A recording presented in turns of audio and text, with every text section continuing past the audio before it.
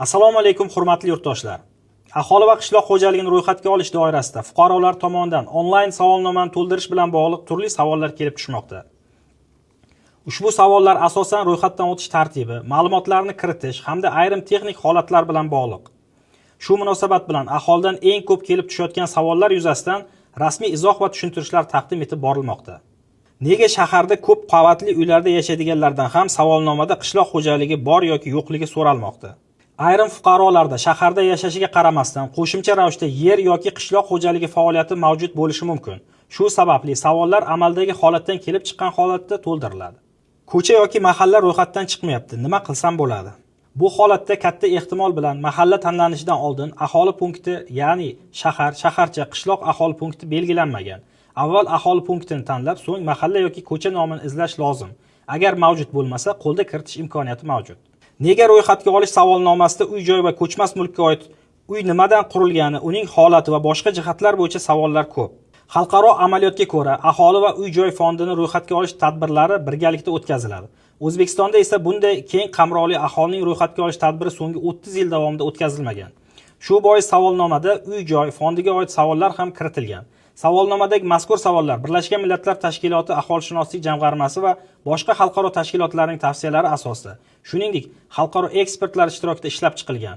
Aynan ushbu ma'lumotlar asosida kelgusida uy-joy siyosatini shakllantirish, infratuzilmani rivojlantirish va kommunal xizmatlar sifatini yaxshilash bo'yicha muhim qarorlar qabul qilinadi. Shu sababli savollar soni biroz ko'p bo'lishi kelajakda aniq va ishonchli statistika shakllantirish uchun zarur. Nega sertifikatda 4-28 fevral kunlari qayta ro'yxatdan o'tkazilishi mumkinligi haqida ogohlantirish bor. Savolnomani to'ldirish jarayonida ayrim savollarga noaniq, to'liq bo'lmagan yoki o'zaro zid javoblar kiritilgan taqdirda ma'lumotlarni aniqlashtirish zarurati yuzaga kelishi mumkin.